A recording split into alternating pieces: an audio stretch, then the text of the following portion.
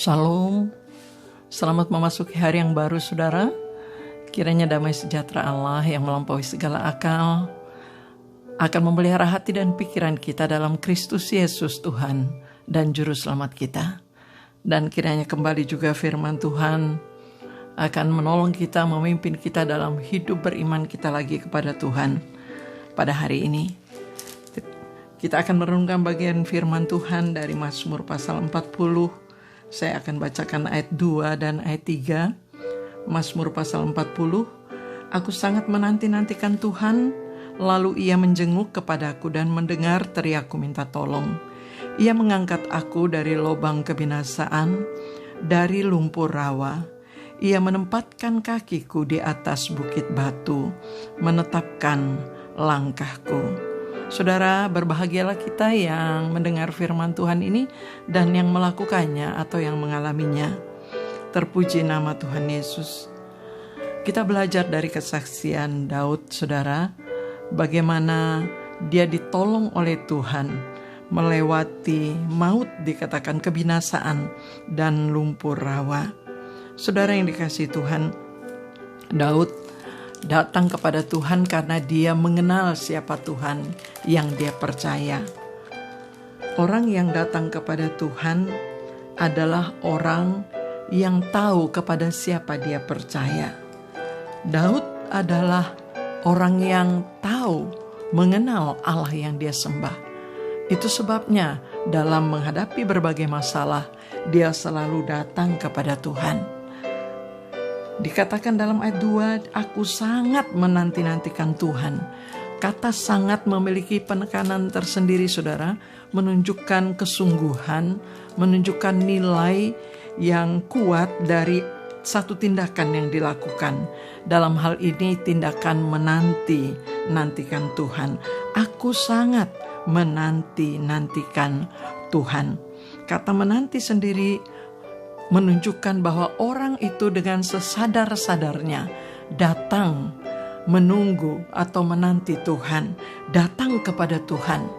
Ini juga sekaligus menunjukkan sikap pengandalan, sikap menyerahkan diri, sikap memohon kepada Tuhan untuk Tuhan mengatasi masalahnya, untuk Tuhan berjalan menuntun hidupnya. Saudara, itu yang dilakukan oleh Daud. Dia berkata, aku sangat menanti-nantikan Tuhan, dan ia menjenguk kepadaku dan mendengar teriakku minta tolong. Saudara yang dikasihi Tuhan, Daud percaya dan tidak sia-sia, saudara, dalam kepercayaannya, karena memang Tuhan yang dia percaya adalah Tuhan yang patut diandalkan. Saat dia mempertaruhkan hidupnya kepada Tuhan, Tuhan dikatakan datang kepadanya dan mendengar teriaknya minta tolong. Saudara yang dikasihi Tuhan, bukan hanya itu, dikatakan dalam ayat yang ketiga, dia mengangkat Daud dari lubang kebinasaan, dari lumpur rawa. Saudara, Tuhan yang memperhatikan, Tuhan yang peduli itu adalah Tuhan yang bertindak tepat pada waktunya. Tuhan tidak pernah terlambat. Tuhan menyelamatkan Daud, dan dikatakan dia mengangkat Daud dari lubang kebinasaan, dari lumpur rawa. Ini satu pernyataan bagaimana Tuhan datang menyelamatkan Daud tepat pada waktunya. Dia tidak sampai binasa. Saudara yang dikasihi Tuhan, Tuhan menetapkan kakiku di atas bukit batu. Saudara, Tuhan yang menyelamatkan Daud, Tuhan juga dikatakan menempatkan Daud pada pijakan yang tepat. Tuhan memimpin langkahnya. Saudara yang dikasihi Tuhan, ini satu pelajaran penting bagi kita. Karena keselamatan yang dari Tuhan tidak terlepas dari di mana orang itu berpijak atau kemana orang itu melangkah. Banyak orang akhirnya menjadi jatuh, banyak orang akhirnya binasa karena dia salah berpijak atau dia salah melangkah. Saudara, perhatikan ayat yang ketiga ini. Tuhan yang mengangkat Daud, Tuhan juga yang menempatkan kakinya, Tuhan juga yang menetapkan langkahnya.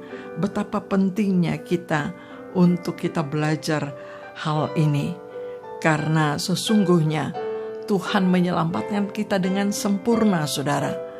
Tuhan bukan hanya mau menyelamatkan kita dari hal yang bahaya, tetapi untuk selanjutnya juga Dia mau kita hidup tenang, kita berpijak pada tempat yang aman, dan bahkan dikatakan Dia juga memimpin langkah-langkah kita. Saudara yang dikasihi Tuhan, kepada siapakah kita menaruh pengharapan kita? Siapakah yang kita nanti-nantikan dalam hidup ini? Adakah kita mengharapkan hanya kepada pertolongan manusia? Kita akan kecewa, saudara. Daud dalam kesaksian ini mengajarkan kepada kita, siapa yang kita percaya dalam hidup ini? Siapa yang kita andalkan dalam hidup ini? Allah yang diandalkannya, Allah campur tangan, Allah mengatasi persoalannya dengan sempurna. Allah juga menolong dia untuk kokoh, berdiri pada pijakan yang tepat. Dan Allah juga menuntun dia dalam langkah-langkah yang aman. Saudara, hidup dalam pimpinan Tuhan, berpijak pada dasar yang kuat, adalah tempat yang aman untuk kita diselamatkan senantiasa. Kiranya Tuhan menolong kita hari ini lagi untuk ada dalam pemahaman ini, bahwa Allah yang kita percaya adalah Allah yang patut diandalkan. Kalau saudara percaya kepada Tuhan, serahkan diri kepada Tuhan dan andalkan Dia. Percayalah, Dia bertindak tepat pada waktunya. Dia punya kuasa untuk menolong hidup kita. Kiranya Tuhan memberkati kita, saudara. Mari kita berdoa. Bapa kami yang di surga, kami bersyukur kepadamu lagi. Engkau mengajari kami, mengingatkan kami hari ini kepada siapa kami percaya dan kepada siapa kami mempercayakan diri. Engkau adalah Allah keselamatan kami, Allah yang patut kami andalkan. Kami berdoa, kiranya Tuhan menolong kami lagi hari ini dalam hidup yang berpijak kepada Tuhan, kepada firman-Mu, dalam hidup yang dipimpin oleh Tuhan, oleh kekuatan kuasa-Nya. Terima kasih Tuhan Yesus, terima kasih banyak. Kami berdoa menyerahkan hidup kami hari ini, hidup keluarga kami, hidup orang-orang yang kami kasihi, bahkan hamba-hamba Tuhan, rekan kerja kami berdoa Tuhan memberkati. Kami percaya bahwa kami semua ada dalam perhatian Tuhan, sebagaimana Daud, sebagai orang yang dipilih oleh Tuhan, sebagai orang yang hidup dalam rencana Tuhan. Kami juga ada dalam pemeliharaan Tuhan yang sempurna. Terima kasih Tuhan, berkati hidup kami hari ini. Semua yang kami kerjakan, yang kami pikirkan, yang kami lakukan, kami berdoa, biarlah kami ada dalam pimpinan Tuhan. Di dalam nama Tuhan Yesus, Tuhan dan Juru Selamat kami berdoa. Amin. Selamat bekerja saudara. Tuhan memberkati kita semua. Amin.